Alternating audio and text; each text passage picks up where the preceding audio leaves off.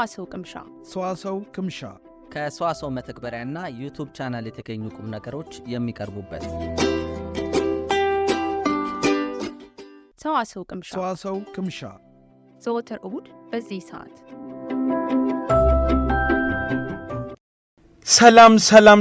ሰላም እንደምን አላችሁ? በያላችሁበት ሰላማችሁ ብዝት ይበል።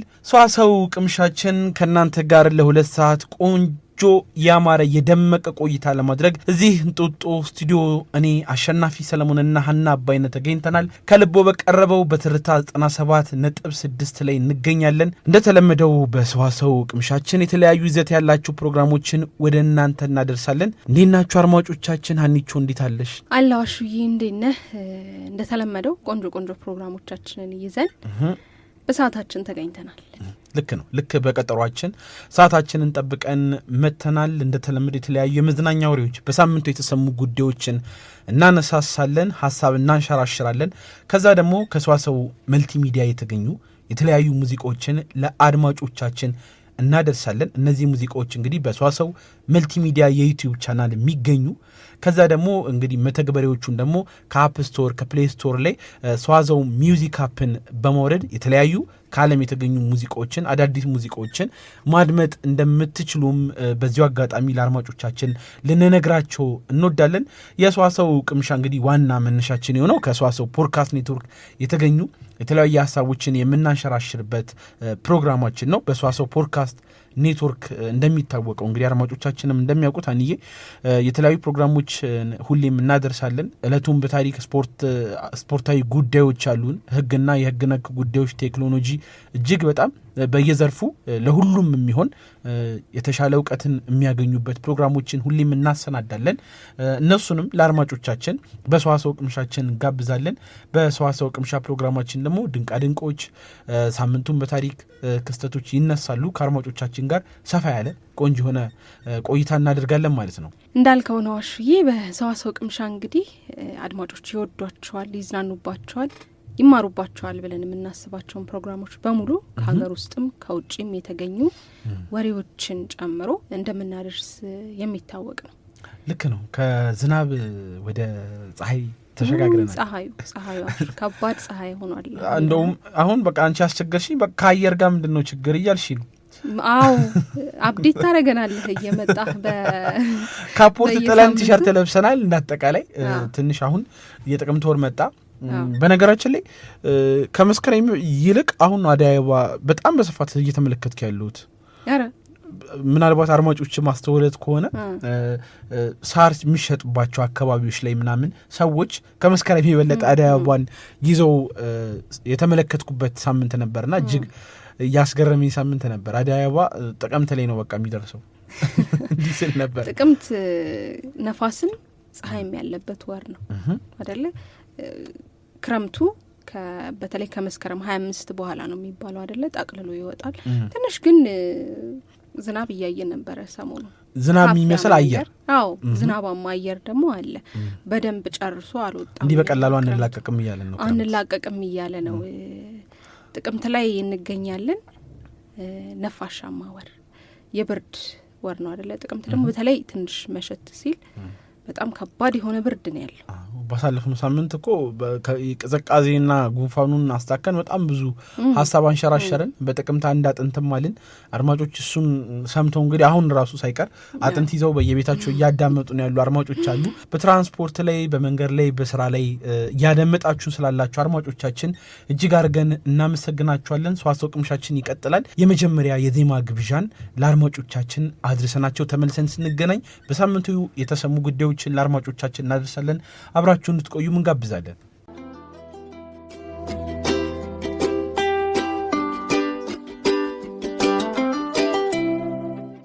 ተመልሰን መተናል። አድማጮቻችን በማድመጥ ላይ የምትገኙት ሰዋሰው ቅምሻ ፕሮግራማችንን ነው። በትርታ ኤፍኤም 97.6 ላይ እንገኛለን። ሰዋሰው ቅምሻ እንደተለመደው ቆንጆ ፕሮግራሞቹን ወደ እናንተ እያደረሰ ቆይታ ሊያደርግ ዝግጅቱን ጨርሷል። የመጀመሪያ ፕሮግራማችን የምናደርገው ደግሞ በሳምንቱ የተሰሙ አዳዲስ ወሬዎችን ወደ እናንተ የምናደርስበትን ፕሮግራም ነው የሚሆነው። አሹ በዚህ ሳምንትም እንደተለመደው ከአገር ውስጥም ውጭም በመዝናኛውም ዓለም በሌሎችም በብዙ ጉዳዮች ላይ ያተኮሩ አዳዲስ ነገሮችን የሰማንበት ሳምንት ነው። ልክ ነው። በተለይ በዚህ ሳምንት እኔን ከትዝብት አሳልፎ ልክ ነው መደረግ አለበት ያልኩት ጉዳይ የሚሰሙበት ሳምንት ነው። ምናልባት ብዙ ሰዎችን ታዝበው ይሆናል በቀንም በምሽትም። በተለይ አንዳንድ አሽከርካሪዎች፣ ስነ ምግባር የሌላቸው አሽከርካሪዎች ከመኪናቸው ወርደው እዛችሁ መኪናቸው አንድ ጥግ ጋ ያቆሙና ጎማቸው ላይ ምናምን ሲሸኑ ተመልክተሽ ታውቂያለሽ? በጣም በቃ እኔ ምን ልበል በጣም የምናደድበት ነገር በጣም የሚገርመኝ ማለት የተደበቁ መስሏቸው እኔ እንደዛ ማለት እላለሁ በጣም ብዙ ጊዜ በጣም ብዙ ሰው ሳይታዘብ አይቀርም ብዬ አስባለሁ። እንደኔ አመለካከት ኃላፊነት የጎደላቸው ግድም አይሰጣቸው አንዳንድ ስነ ምግባር የጎደላቸው አሽከርካሪዎች ይህን ተግባር በተደጋጋሚ ሲፈጽሙ በየመንገዱ ተመልክተናል እና ለነዛ እልባት ሳይገኝላቸው አይቀርም። ባሳለፍነው ሳምንት እንግዲህ ብዙዎች ሲታዘቡት ለምን ሲሉ ሲቆጡበት በውስጣቸው ሲያስቡት የነበረው ጉዳይ እንግዲህ እንደዚህ ለሚያደርጉ አሽከርካሪዎች እንግዲህ የከተማ አስተዳደር ከፍተኛ የሆነ ቅጣት እንደሚጥልባቸው ጭምር ማስጠንቀቂያ ሰጥቷል። ከዛ ደግሞ አንዳንድ ሰዎችም ደግሞ ይህን ድርጊት እንደ ድሮ ሲፈጽሙ የተገኙ እስከ 2,000 ብር ቅጣት መጣሉንም ሰምተናል። በማንኛውም ቦታ አይተሻል፣ መኪናቸውን ያቆማሉ የሆነች ዳርጋ አስፓልት ላይ በተለይ ሲጨልመማ በቃ አልኩሽ አስፓልት ላይ ያቆማሉ እዛችሁ መኪናቸው ላይ መሬቱ ላይ በቃ ማለት ለመኪና ራሱ እኮ መጠንቀቅ አለብን። ለመኪና ንጽህና ራሱ አይደል ከባድ ነው በጣም። ብዙዎች እንደውም በዚህ ጉዳይ እንዳልከው ብዙ የሚቃወሙት ሰዎች አሉ። ይህንን ነገር መቃወምም ያለብን ነገር ነው፣ ትክክል የሆነ ነገር አይደለም። ነገር ግን መንገዶች ላይ በአግባቡ የምንጠቀምባቸው የመጸዳጃ ቤቶች ቢስፋፉና ለአገልግሎት ቢቀርቡልን ለአገልግሎት ቢቀርቡልን ብለውም የሚከራከሩ ሰዎች አሉ። መንገድ ላይ ግዴታ የሚሆንበት ሰው አለ የሚለውንም የሚያነሱ አሉና ከዚህ ጋር በተያያዘ እሱም ሊታሰብበት የሚገባ ጉዳይ ነው ብዬ አስባለሁ። ልክ ነው። ከዚሁ ከእንደዚህ አይነት ጉዳይ ሳንወጣ ከሹፌሮች ሳንወጣ ልክ ደግሞ ስነ ምግባር የጎደላቸው ሹፌሮች እንዳለ ሁሉ ባሳለፍነው ሳምንት ደግሞ ለስራው ታማኝ ጀግና የተባለ አንድ ወጣት እንግዲህ የአምቡላንስ ሹፌር የአንድን ነፍስ ለማዳን ያደረገው ሙከራ በተለያዩ ማህበራዊ ሚዲያ እጅግ ሲያስደንቅ ሲያስመሰግን ጥረቱ ሳይሳካለት እንኳን ቢቀር በጣም ትልቅ መነጋገሪያ ሆኖ ነበረ። የብዙዎችን ልብ በሀዘን በአድናቆት የሚሞላ ገጠመኝ ነበር የተፈጠረው። ይህ ነገር እንግዲህ የጤና ባለሙያዎች የሚከፍሉትን መስዋዕትነትም ጭምር ያሳየም ነበረ። እንግዲህ የሆነው ባሳለፍነው ሳምንት እንግዲህ ከሌሊቱ 8 ሰዓት ላይ የጋዳ ወረዳ አምቡላንስ ሾፌር አንዲትን እናት እንግዲህ ወደ ጎፋ ዞን ሆስፒታል በህይወት እንዳለች ለማትረፍ እየተሯሯጠ ይገኛል። አምቡላንስ ሁልጊዜም በፍጥነት ደርሶ በፍጥነት ታካሚን ወደ ሆስፒታል ማድረስ በህይወት እንዲቆይ ለማድረግ ከፍተኛ ጥረትን የሚያደርግ አገልግሎት ነው። በዚህ ውስጥ ደግሞ የአንበሳውን ድርሻ የሚወጡት ነርሶችም እንዳሉ ሁሉ ሹፌሩ ደግሞ ከፍተኛ ሚናውን ይጫወታል እና ሆኖም ግን መንገዱ በተለይ በገጠራማ አካባቢዎች ያሉት መንገዶች እጅግ በጣም የተቆፋፈሩ ጭቃማ በመሆናቸው እንግዲህ መኪናው መውጣት ያቅተዋል እና እንግዲህ ለብቻው ረጅም ሰዓት ሲቆፍር ምን ሲል መኪናዋን ለማውጣት ሲሞክር በቃ ነገሩ ሁሉ ሳይሳካለት በድካም ኃላፊነቱን ያለመወጣት ስሜት ተሰምቶት ሲያለቅስ የሚያሳዩ የተለያዩ ቪዲዮዎች ወጥተው ነበርና በጣም ብዙዎችን ምን ያህል ለስራው ታማኝ እንደሆነ ለህሊናው ምን ያህል እንደለፋ ብዙዎች የተመለከቱት ጉዳይ ነበርና እንደዚህ አይነትም አሽከርካሪዎች አሉ ለማለት ነው። ስነ ምግባር የጎደላቸው አሽከርካሪዎች እንዳሉ ሁሉ ደግሞ ለስራቸው ለሚያደርጉት ነገር ሞራላዊ ትልቅን አስተዋጽኦ ለማበርከት የሚታገሉ እንዳሉ እነሱንም ልናመሰግናቸው እንወዳለን። ያው በጣም የሚያሳዝን አጋጣሚ ነው። በዚህ ሳምንት ከሰማናቸው ከባድ ስሜትን ከፈጠሩብን ነገሮች አንዱ ነው ይሄና በተለይ ማልቀሱ ደግሞ ምን ያክል ሁኔታው ከብዶት እንደነበር ምን ያክል ለፍቶ ሳይሳካለት ቀርቶ በዛ ምን ያክል እንዳዘነ የሚያሳይ ነገር ነው። ማልቀስ ድረስ ያደረሰው አይ ቲንክ የወላዷንም ስቃይ ሳይ አልቻልኩም ነው ያለው አይደለ? ያሳዝናል በጣም። ብቻ የሆነው ነገር ታታሪ ሰው ነው፣ ለሙያው ታማኝ የሆነ ሰው ነው፣ በጣም ሊመሰገን የሚገባው ሰው ነው። ልክ ነው። በዚህ ሳምንት ሌሎች ጉዳዮችም ተሰምቷል። ወደ ኪነ ጥበቡ የሚወስደን ወሬ ነው እኔ ጋር ደግሞ ያለው ማለት ነው። የደራሲ አዳም ረታ ተወዳጅ መጽሐፍ ተተረጎመ ይለናል ይሄ ዜና። የተተረጎመው መጽሐፍ እንግዲህ እቴሜቴ የሎሚ ሽታ የተሰኘው በብዙዎች ዘንድ ተወዳጅነትን ያተረፈው የአዳም ረታ መጽሐፍ ነው። ወደ እንግሊዝኛ ቋንቋ ነው የተተረጎመው። ካውች ግራስ የሚል ርዕስም ተሰጥቶታል ወደ እንግሊዝኛ ሲተረጎም። መጽሐፉን በእንግሊዝኛ ቋንቋ በተርጓሚነት የምታቀርበው ደግሞ ቤተልሔም አትፊልድ ትባላለች። በማህበራዊ ትስስር ገጿ እቴሜቴ የሎሚ ሽታ የተሰኘው የደራሲ አዳም ረታን መጽሐፍ ካውች ግራስ በሚል ርዕስ ተርጉሜ በዚህ ወር መጨረሻ እንደሚታተም ሳበስራችሁ ደስ ብሎኛል ብላለች። በተጨማሪም ተርጓሚዋ 4 ተረኮችን እንዳካተተችም ነው የገለጸችው። እቴሜቴ የሎሚ ሽታ መጽሐፍ እንግዲህ በውስጡ ከአጭር ልቦለድ ከፍ ከረጅም ልቦለድ ደግሞ ዝቅ ያሉ 7 ታሪኮችን የያዘ መጽሐፍ ነው። ከዓመታት በፊትም በአብርሃም ገዛኸኝ አዘጋጅነት የሎሚ ሽታ በሚል ርዕስ ወደ ፊልም ተቀይሮ ለተመልካቾች ቀርቧል። ይህ ነው እንግዲህ የኪነ ጥበቡን ዓለም የተመለከተ አዲስ ወሬ መጽሐፎቻችን። አዳም ረታ እንግዲህ የብዙ ወጣት ደራሲያን ላይ ተጽዕኖ ማሳረፍ በተለይ በዚህ ጊዜ ያሉ ብዙ ወጣት ደራሲያን ላይ እየመጡ ያሉትን ጭምር ትልቅ ተጽዕኖ አድርጎባቸው እርስ በርስ ራሱ የእንትናን ዘይት ከምትከተል ነው እየተባሉ ተጽዕኖ ያሳደረ ትልቅ ደራሲ ነው። የእሱ መጽሐፍ ነው እንግዲህ ወደ እንግሊዝኛ ተተርጉሞ ለንባብ የሚበቃው ማለት ነው። እጅግ በጣም ይበል የሚያሰኝ ሀገራችንም ስም የሚያስጠራ ጉዳይ ነው እና በዚህ ሳምንት ከሰማናቸው ሌሎች ከሚያስደስቱ ጉዳዮች መካከል አንደኛው ነው። ሌላው እንግዲህ አንቺ የዛሬ መረጃ አድማጮቻችን ትንሽ እኔን ራሴ ከሰሟቸው ካዩዋቸው በኋላ እያስገረሙኝ ነበረ። ከሌባ ጋር የተያዘ ጉዳይ ነው። በዚህ ሳምንት አንድ ሌባ ወደ ገርጂ አካባቢ አንዲት እናት የ6 ዓመት ልጅ ከልጇ ጋር የምትኖር እናት ቤት ለመዝረፍ ይገባል እና ያ ሰዓት ደግሞ እንግዲህ እናትዮ ያደረገችው ቆልፋበት ወጣች ነው ታሪኩ የሚለው። ሊሰርቃ ገባ።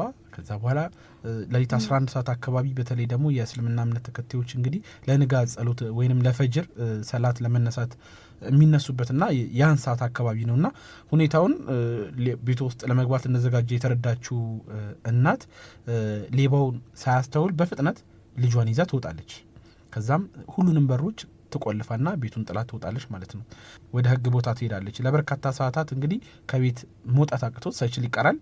ታዲያ ፖሊስም ወዲያው እሷ ፖሊስ ይዛ ከመጣች በኋላ ሌባው እጅግ ከመራቡ የተነሳ ምግብ ወይንም ቁርስ ሲበላ ተይዟል። ቁርስ መብላት ይጀምራል። ተስፋ ቆርጦ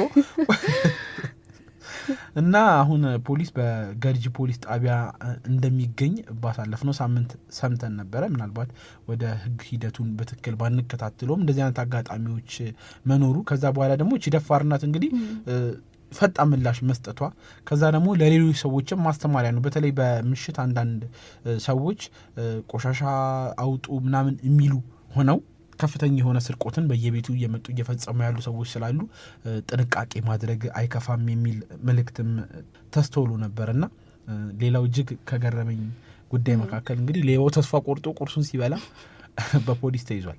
በጣም የሚያስገርም ነገር ነው። እናትየው ራሱ እንዳልከው ያደረገችው ድርጊት በጣም የሚያስደንቅ ነው አይደለ? ብዙ ሰዎች ካየ ብዙዎቻችን እንደዚህ አይነት አጋጣሚ ውስጥ ስንሆን እንደነግጣለን፣ እንፈራለን እንጂ ቀጥታ እርምጃ መውሰድ ወይም ደግሞ ቀጥታ ወደ ሶሉሽን አንሄድም። ትደናገጣለህ፣ ፓኒክ ታደርጋለህ እና እሷ ግን ያደረገችው እንደዚህ አይነት ክህሎት ያላቸው ሰዎች ራሱ በጣም ያስገርሙኛል። ልክ ከባድ ሁኔታ ውስጥ ሲገቡ ቶሎ ብለው ወደ መፍትሄ እንጂ ተደናግጠው ፈርተው የማይቀመጡ ሰዎች በጣም የሚል ሰው ሊኖር ይችላል። እሱም ደንግጦ ምናልባት ላይ ጠቅም ውሳኔ እስከማስወሰን ሊደርስ ይችላል። ያው ምናልባት እንደዛ ማለትህ አንተ ከደንጋጤ የምታደርገው ነገር ነው።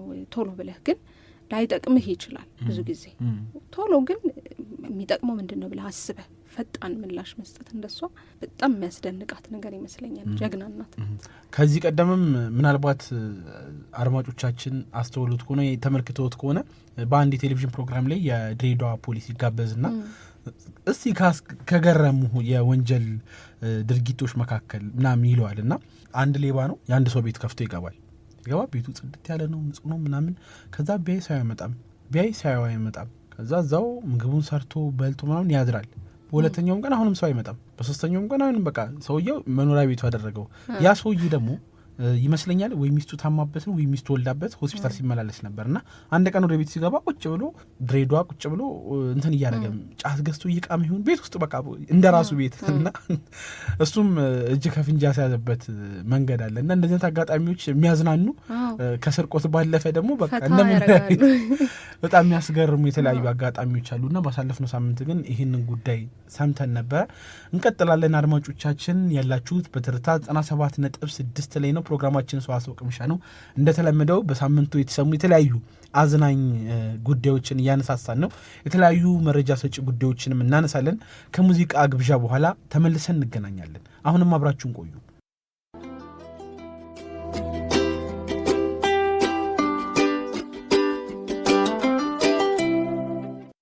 ተመልሰን መተናል። አድማጮቻችን እያደመጣችሁት ያላችሁት በትርታ 97.6 እየቀረበላችሁ የሚገኘው የሰዋሰው ቅምሻ ፕሮግራማችን ነው። በፕሮግራማችን የተለያዩ ሀሳቦችን እናንሸራሽራለን። አሁን ደግሞ የምንገኝበት በሳምንቱ ከሰማናቸው አስገራሚ ጉዳዮች መካከል የተለያዩ መረጃ ሰጪ ጉዳዮች መካከል ወደ እናንተ ሀሳብ ጣል የምናደርግበት ሳምንት ነው። በተለይ ከታማኝነት ጋር በተያያዘ አንቸው የወደቀን እቃ ትራንስፖርት ውስጥ ያገኙትን እቃ ከመመለስ ጋር በስተት የገባላቸውን ገንዘብ ከመመለስ ጋር ስማቸውን ሰሙ ሲያያዝ አልሰማሽ? ብዙ ጊዜ ሰማለሁ እንደዚህ አይነት ጉዳይ። በዚህ ሳምንት አልሰማሁም፣ ግን ብዙ ጊዜ እንደዚህ አይነት ጉዳዮች እንሰማለን። እጅግ በጣም ይበል የሚያሰኙ የአሽከርካሪዎችን ስንመለከት ነበረ። በጣም ብዙ ሰዎች በተለያዩ ክፍለ ሀገር ለትልቅ ገንዘብ የሚያስፈልጋቸው ለሆስፒታል የሚያስፈልጋቸውን ገንዘብ ጥለው ወርደው ከዛ ደግሞ ያገኙት ሰዎች በታማኝነት የመለሱባቸው አጋጣሚዎች ነበሩና በዚህ ሳምንት የተለያዩ ሁለት አጋጣሚዎችን ሰምቼ በጣም ገርሞኝ ነበር። እንግዲህ በስተት ወደ አካውንቱ 800,000 ብር ከካናዳ ይገባለታል አንድ ግለሰብ። እንግዲህ ግለሰቡ ብሩን ዳግም መልሶ ወደ አካውንታቸው እንዳስገባ ከዚህ ቀደም እንግዲህ በስተት 30,000 ብር ገብቶለት እንደነበርም ይናገራል። ይህ ልጅ እድል ነው ያለው አልኩኝ። ተደጋግሞ ገንዘብ ከገባለት ከዚህ ቀደም 30,000 ብር ገብቶልኝ ያውቃል። አሁን 800,000 ብር እንግዲህ ቀጣይ ምን ያህል እንደሚገባልኝ በተስፋ ጠብቃለሁ። ግን ታማኝ ነው እስካሁን ድረስ። ብዙዎች ምን ያህል ሰዎች ግን እንደው አድማጮቻችን ምን ያህል ነው እንደው እናንተ እንደዚህ አይነት አጋጣሚዎች ቢከሰቱና ብታገኙ የመመለስ ፕሮባቢሊቲያችሁ የሚለውን በሰዋሰው ቅምሻ በሰዋሰው ፖድካስት ኔትወርክ የዩቲዩብ ቻናላችን ላይ ሀሳባችሁን ብትሰጡን የሚል ሀሳባችን እናደርሳለን። እንደዚሁም ደግሞ አንድ አሽከርካሪ የሬዳ አሽከርካሪ አንድ አይፎን ስልክና 20,000 ብር እንደዚሁ ሁለት አይፎን ስልክ እንደዚሁም ደግሞ 20,000 ብር ራይዱን የተገለገሉት ሰዎች ጥሎት የሄዱትን በፍጥነት የመለሰበት ሳምንት በከፍተኛ ሁኔታ በማህበራዊ ሚዲያም ሲዘገብ ነበርና እኛም ለአድማጮቻችን እንዲማለ እያለን ነው። አዎ ብርቅ የሆኑ ሰዎች ናቸው እንደዚህ አይነት ሰዎች አሹ። ምክንያቱም ስልክ ጥለት አውቃለህ አንተ? እስካሁን አላጋጠመኝም። እኔ ጥያቄ አለው ስልክ ብዙ ጊዜ ተደጋጋሚ እና ካየህ ስልክ ጥለህ ወዲያው ነው ስልኩ የሚዘጋው። እንኳን አስታውሶ ሰው ጥለሻል ስልክ ምናምን ብሎ ሊሰጥህ ቀርቶ ወዲያው ነው ስልኩን የሚያጠፉት ራሱ። እና ብዙ የለም እንደዚህ አይነት ሰው ስናገኝ በጣም የሚገርመንም ለዛ ይመስለኛል። ብዙዎች ስልካቸው ከጠፋባቸው ታክሲ ውስጥ እንኳን ጥለውት ከወረዱ የያዘው ሰው የመመለሱ እድል በጣም ጠባብ ነው፣ በጣም ትንሽ ነው። እና እንደዚህ አይነት ሰዎች ብርቅ ናቸው። እንደው እዚህ ላይ ሲጨምርልሽ በጣም ሁሉም ሰው ደግሞ በአንድነት የተሳሳተ ነገር እንኳን ቢያደርጉ ለታማኝነታቸው መመስከሪያ የሚሆን በጃፓን እንግዲህ የክፍያ መንገድ አለ። በዛ መንገድ እንግዲህ ሲስተሙ ይበላሻል የምትከፊበት ሲስተም እና ወደ 24,000 የሚሆኑ አሽከርካሪዎች እንግዲህ ክፍያቸውን ሳይፈጽሙ እንደዚሁ በመንገዱ ይሄዳሉ። ከዛ 24,000 ሰው በፈቃደኝነት ሲስተሙን በሲስተሙ ብልሽት ምክንያት አልከፈልንም ብለው ለጃፓን መንግስት ገንዘቡን ከፍሏል። የሚገርም ነው። እንግዲህ ችግሩ ከተስተካከለ በኋላ ከ24,000 በላይ የሚሆኑ አሽከርካሪዎች እንግዲህ በቀላሉ ከመክፈል መሸሽ ይችሉ የነበረ ቢሆንም እንግዲህ በፈቃደኝነት የየራሳቸውን የክፍያ መጠን በመስመር ላይ አስገብተው መክፈላቸው ጭምር ነው የተሰማው። ይህ እንግዲህ የዜጎች የሀገር አቀፍ ታማኝነት ተግባርን በአጭር ጊዜ ውስጥ ትልቅ መነጋገሪያ ርዕስ በመሆን እንግዲህ የጃፓን ጥልቅ ስር የሰደደ የስነ ምግባር እንደዚሁም ደግሞ ማህበራዊ ኃላፊነት ምልክት መሆን እንደቻለም ነው የተሰማው።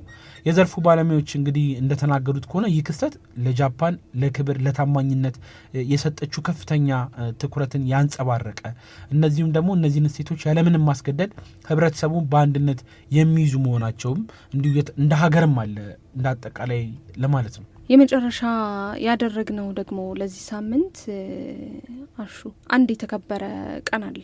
በዚህ ባሳለፍነው ሳምንት ኦክቶበር 16 ቀን ላይ የዓለም የማደንዘዣ ቀን ወይንም ደግሞ የወርልድ አነስቴሲያ ዴይ በዚህ ሳምንት ተከብሮ አልፏል። በሕክምና ታሪክ ትልልቅ ከሚባሉ ስኬቶች አንዱ ነው። እንግዲህ ማደንዘዣ እንደሚታወቀው ሰዎች ሲታከሙ ከባድ የሆኑ የቀዶ ጥገና ህክምናዎችን ሲያደርጉ ሰዎች ማደንዘዣ ተሰጥቷቸው ነው። በዚህ ሳምንትም እንግዲህ በኦክቶበር 16 1846 ዓመተ ምህረት በማሳቹሴትስ ጀነራል ሆስፒታል በቦስተን አሜሪካ ማለት ነው ዶክተር ዊሊያም ሞርተን የተባለ አንድ የጥርስ ሐኪም ኤተር የተባለ የማደንዘዣ መድኃኒትን በታካሚው ላይ ይጠቀማል። ይሄም እንግዲህ ለመጀመሪያ ጊዜ ስኬታማ የሆነ ማደንዘዣ የተጠቀምበት ቀዶ ጥገና ሆኖ ተመዘገበ ማለት ነው። ከዚህም በኋላ በየአመቱ በህክምና ባለሙያዎች እንዲሁም በማደንዘዣ ህክምና ባለሙያዎች ጭምር የሚከበር ቀን ሆኗል ማለት ነው።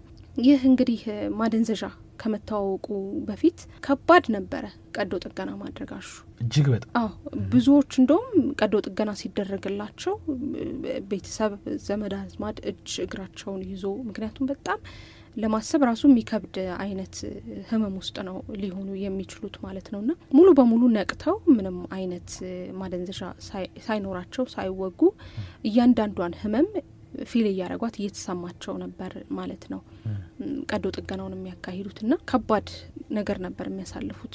ብዙ ጊዜ ከትልልቅ ከሚባሉ የህክምና ግኝቶች ለምሳሌ እንደ አንቲባዮቲክስን መግለጽ እንችላለን፣ መጥቀስ እንችላለን።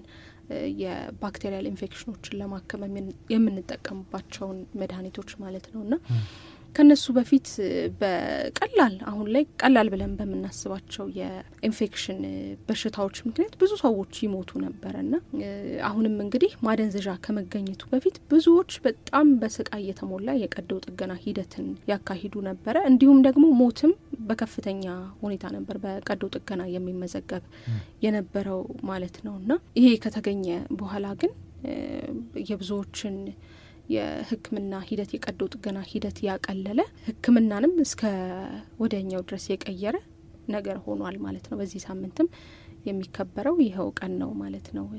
አሹዬ ያልተለመደ ያልተለመደ ማለት እኔ አሁን በጣም ገርሞኝ ነው እየሰማሁሽ ያለሁት እና አልተለመደም። በጣም ብዙ ቀኖችም ከዚህ በኋላ ይመጣሉ ብዬም ተስፋ አደርጋለሁ። አዳዲስ የህክምና ግኝቶችም ከዚህ በኋላ ብዙ ይኖራሉ ብለን እናስባለን። አይተህ የምታከውነ ግን እንደዚህ አይነት ጉዳዮች ላይ የተሰሩ ፊልሞች አሉ። እንደውም አዌክ የሚባል ፊልም አለ መሰለኝ። ማደንዘዣ ተወግቶ ነገር ግን ማደንዘዣው ሳይሰራ ቀርቶ ሰውነቱ መንቀሳቀስ አይችልም። ልክ ፓራላይዝድ እንደሆነ አይነት ነው ታካሚው ቀዶ ጥገና የሚደረግለት ሰው ግን ሆዱ ሲከፈት እያንዳንዱ ነገር ግን ፊልም ማድረግ ይችላል። እንደዚህ አይነት ክስተቶች ማደንዘዣ ከመጣ በኋላ ራሱ ሆኖ ያውቃሉ በእውነተኛው ዓለምም ጭምር ማለት ነው። ፊልምም ተሰርቶባቸዋልና እነዚህም አጋጣሚዎች ደግሞ የማደንዘዣን ጥቅም የሚያሳዩ በጣም ከባድ እና ትልቅ የህክምና ስኬትም እንደሆነ የሚያመላክቱ ነገሮች ናቸው። በዚሁም የሳምንቱን ወሬያችንን የምንጨርስ ይሆናል ማለት ነው። አድማጮች በዚህ ሳምንት ካገኘናቸው ከሀገር ውስጥም ከውጭም ከተገኙ አዳዲስ ጉዳዮች ለእናንተ ይሆናሉ ብለን ይዘን የመጣናቸውን አደረስናችሁ። ሙዚቃ ተገባብዘን ስንመለስ ደግሞ ቀጣይ የሰዋሰው ቅምሻ ፕሮግራሞቻችን ወደ እናንተ መድረሳቸውን የሚቀጥሉ ይሆናል። አሁንም አብራችሁን እንድትቆዩ እንጋብዛለን። ወደ ሙዚቃ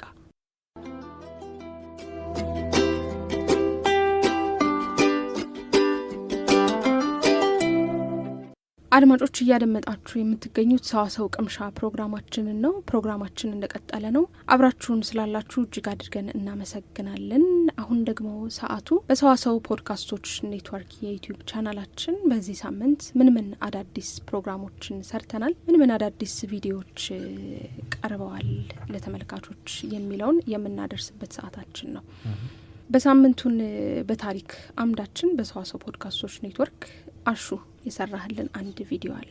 ዶክተር ሐዲስ ዓለማየሁ የተወለዱበትን ቀን በማስመልከት ሙሉ ህይወታቸውን ምን ይመስል እንደነበረ ስራዎቻቸውን ጨምሮ ሰፋ አድርጎ አሹ የተመለከተበት ቪዲዮ ነው። የቪዲዮ አድማጮች የዶክተር ሐዲስ ዓለማየሁ መጽሐፍ አድናቂዎች በሙሉ ይህንን ቪዲዮ ብትመለከቱት ትወዱታላችሁ። ስለ ሐዲስ ዓለማየሁ ያልተሰሙ አዳዲስ ነገሮችንም ታገኙበታላችሁ ብለን እናስባለን። እንድትመለከቱት እንጋብዛለን። ወደ በኋላ ላይም አድማጮች በሳምንቱን በታሪክ ሰዓታችን የዶክተር ሐዲስ ዓለማየሁን የህይወት ጉዞ ስራዎቻቸውን የተመለከተውን ይህንን ቪዲዮ ወደ እናንተ የምናደርስ ይሆናል ማለት ነው። በቀጣይ በቴክኖሎጂ አምዳችን የሰራ ነው ደግሞ አንድ ቪዲዮ አለ። በሰዋሰው ሳይንስ እና ቴክኖሎጂ ቻናላችን ላይ ይገኛል። የቪዲዮ አይፎንን የሚመለከት ነው። አይፎን ስልክ ተጠቃሚዎች በጣም እየበዙ ነው ሀገራችን ላይ። ዓለም በአጠቃላይ ብዙ የአይፎን ተጠቃሚዎች አሉ በዓለም ዙሪያ። ታዲያ ብዙ ጊዜ አይፎን ከገዙ በኋላ ወደ ሳምሰንግ ሲመለሱ አታይም ብዙ ሰዎች እና የአይፎን ስነ ምህዳር በምቾት የታሰሩበት ዓለም በሚል ርዕስ ነው ይህን ቪዲዮ የተዘጋጀው ማለት ነው። አይፎን ስልክ ስትገዙ ሌሎች የአፕል ምርቶችን አንድ ላይ መጠቀማችሁ የግድ ነው የሚሆነው። ህይወታችሁ በሙሉ የዲጂታል እንቅስቃሴያችሁ በሙሉ ከዚህ ጋር የተሳሰረ ይሆናል። ታዲያ እንዴት አይነት ሲስተም ተጠቅሞ ነው አፕል ከዛ ስነ ምህዳር እንዳትወጡ ወደ ሌሎች ምርቶች እንዳትሄዱ የሚያደርጋችሁ የሚለውንም ሰፋ አድርገን የተመለከትንበት ቪዲዮ ነው። እንድትመለከቱት እንጋብዛለን። በሰዋሰው ሳይንስና ቴክኖሎጂ ቻናል ወይም ሰዋሰው ሳይንስና ቴክኖሎጂ ቻናል ብላችሁ ብትፈልጉት ዩቲዩብ ላይ ይገኛል ማለት ነው። በሶስተኝነት ያዘጋጀነው ቪዲዮ ደግሞ በሰዋሰው ፖድካስቶች ኔትወርክ ዩቲዩብ ቻናላችን እንዲሁ ሀብታም የነበሩ አሁን ግን በድህነት ህይወት ውስጥ የሚገኙ የእግር ኳስ ተጫዋቾችን የሚመለከት ቪዲዮ በሰዋሰው ስፖርት አምዳችን አዘጋጅተናል። እሱንም ብትመለከቱት በተለይም ደግሞ የኳስ አፍቃሪዎች አይደል እንዳሹ አይነት ኳስ የሚወዱ ሰዎች ቢመለከቱት በጣም ይወዱታል፣ ይዝናኑበታል፣ ይገረሙበታል ብለን የምናስበው ቪዲዮ ነው። አድማጮች ይህንንም እንድትመለከቱ እንጋብዛለን። የመጨረሻ በዚህ ሳምንት በሰዋሰው ፖድካስቶች ኔትወርክ የተዘጋጀው ቪዲዮአችን ደግሞ የትልልቅ የንግድ ተቋማትን በማስታወቂያ የሚያደርጉት ፉክክር ነው። የበርገር ኪንግና ማክዶናልድስ እንዲሁም የኮካና ፔፕሲ በማስታወቂያ የሚያደርጉትን ፉክክርና ሩጫ የሚመለከት እጅግ የሚያዝናና ቪዲዮ ነው የሰራ ነው። እሱንም ብትመለከቱት ትዝናኑበታላችሁ፣ ትጋረሙበታላችሁ ብለን እናስባለን። አድማጮች እንድታደምጡትም እንጋብዛለን ማለት ነው። በዚህ አጋጣሚ አሹዬ ሳልልህ የማላልፈው አንድ ያስገረመኝ በቅርብ የሰማሁት ነገር አለ።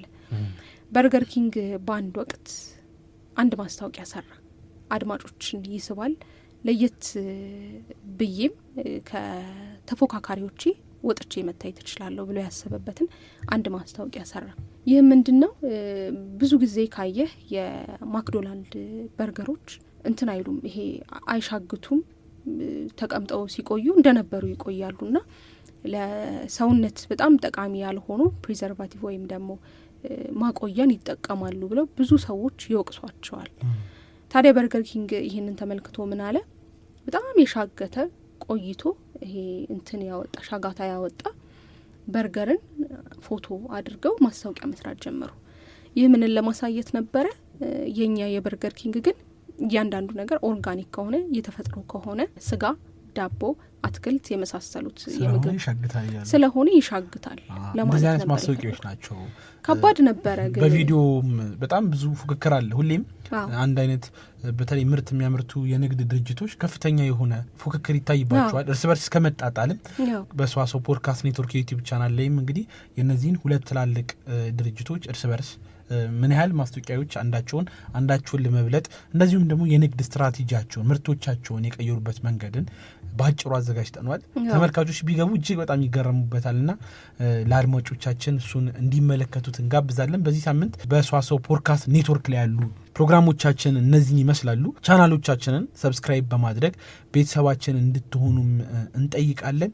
ከሙዚቃ ግብዣ በኋላ ተመልሰን ስንገናኝ ደግሞ የሳምንቱን በታሪክ ጉዳዮቻችን ይነሳሉ። አብራችሁን ስላላችሁ እጅግ አድርገን እናመሰግናችኋለን። ከልቦ በቀረበው በትርታ 97.6 ላይ ነው የምንገኘው። አሁንም አብራችሁን ቆዩ።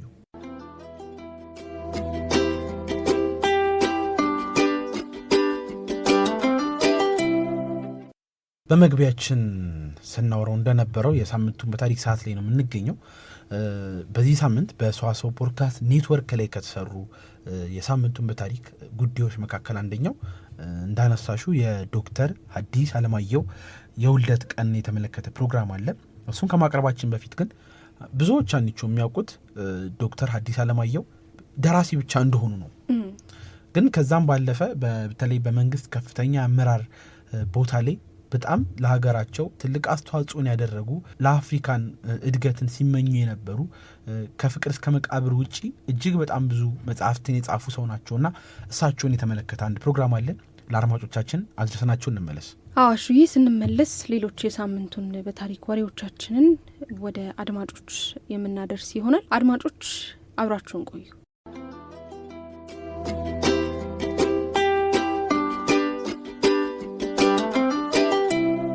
ከፍተኛ የመንግስት ባለስልጣን ብሎም ዲፕሎማት በመሆን ሀገራቸውን ያገለገሉ ታላቅ ሰው ናቸው።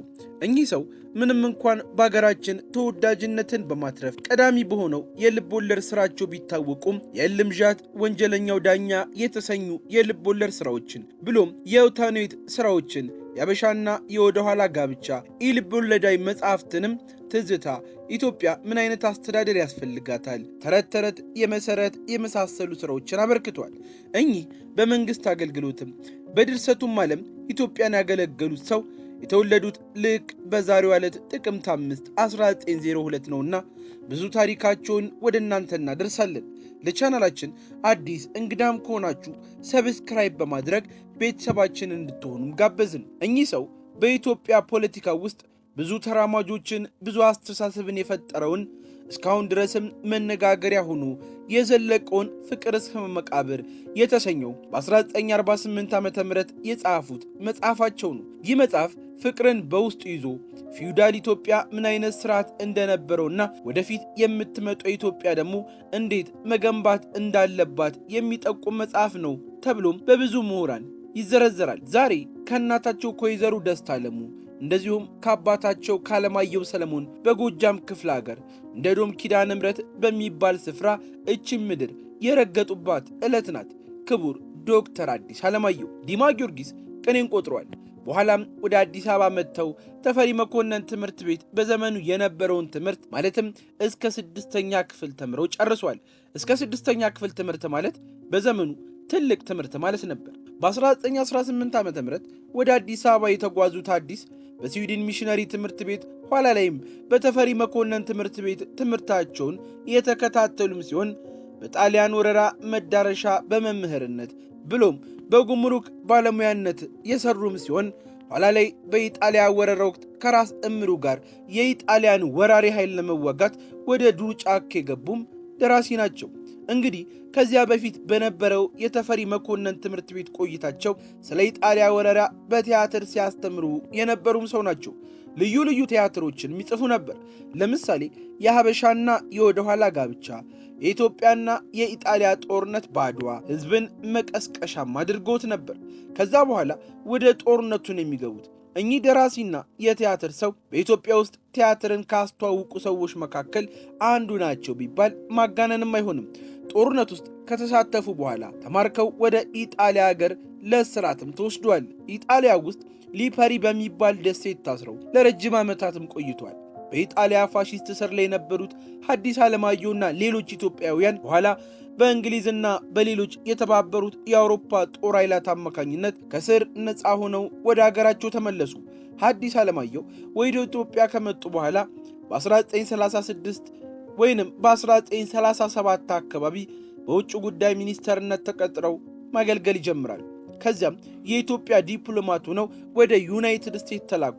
አምባሳደር ሆነው ሲያገለግሉ በዩናይትድ ስቴትስ ውስጥ በቆዩበት ወቅትም የዓለም አቀፍ ሕግ ኢንተርናሽናል ሎን ተምረዋል። ነገር ግን አልጨረሱትም። ምክንያቱም በውጭ ጉዳይ ሚኒስቴር በመቀየራቸው ነው። እሳቸው እንደሚናገሩት ወረቀቱን ማለትም ሰርተፊኬቱን ነው እንጂ ያላገኙት ትምህርቱን ተምሬ ጨርሻለሁ ይላሉ። ይህ ማለት በድሮ ጊዜ በኢትዮጵያ ውስጥ የስድስተኛ ክፍል ተማሪ እንዲሁም የቅኔ ትምህርትን የተማረ አንድ ሰው አሜሪካ ውስጥ ሄዶ ዓለም አቀፍ ሕግን ትምህርትን መከታተል መቻሉ የሚያሳየው የጥንቱ የኢትዮጵያ ትምህርት ስርዓት ምን ያህል ተወዳዳሪ እንደነበረም ነው። ሐዲስ ዓለማየሁ ከአሜሪካ ተልኳቸው ተለውጠው ወደ ሀገራቸው ከተመለሱ በኋላ በእስራኤል የኢትዮጵያ አምባሳደር ሆነው አገልግሏል። እንደገናም በተመድ የኢትዮጵያ ዋና ተጠሪ ሆነው ሀገራቸውንም አገልግሏል።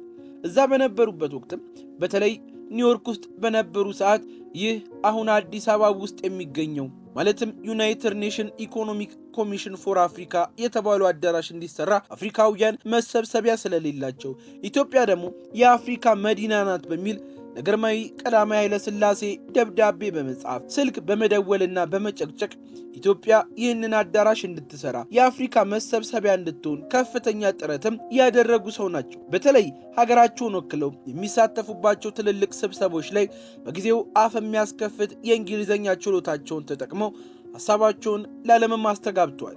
የሰሯቸው ስራዎች በአጭር ቅደም ተከተል ዘርዝረው መጨረስ ባይቻልም መምህር፣ ደራሲ፣ አርበኛ፣ ሚኒስተር፣ ዲፕሎማት የሆኑትኝ ሰው በቀዳማዊ ኃይለ ሥላሴ ዘመነ መንግስት ኃላፊነት ከ1953 መፈንቅለ መንግስት በኋላ እስከ 1961 ዓ.ም በሚኒስተርነት ማዕረግነትም አገልግሏል። የሚኒስትሮች ምክር ቤት የመማክርት ጉባኤ አባል ከ1961 እስከ 1966 በኋላ ላይ ደግሞ በሀገሪቱ ፓርላማ ሕግ መወሰኛ ምክር ቤት አባል ከ1966 እስከ 1968 ደግሞም የጎጃም ሕዝብ በመረጣቸው መሰረት የብሔራዊ ሸንጎ አባል በመሆንም አገልግሏል። ኢትዮጵያ ምን አይነት አስተዳደር ያስፈልጋታል በሚለው መጽሐፋቸው ለሀገራቸው ምን አይነት አስተዳደር እንደሚያስፈልጋት ሐሳባቸውን የገለጹት ሐዲስ ዓለማየሁ ደርግ ጠቅላይ ሚኒስተር ሆነው እንዲያገለግሉ ጠይቋቸው ነበር ይባላል። ይሁንና ግን ምላሻቸው አይሆንም የሚል ነው። የመንግስት ኃላፊነት ድርሰትን ከመጻፍ ያላገዳቸው ታላቅ ደራሲም ናቸው። በሚኒስተርነትና በዲፕሎማት ዘመናቸው ሳይቀር ጽፈው መጽሐፍትን አበርክቷል።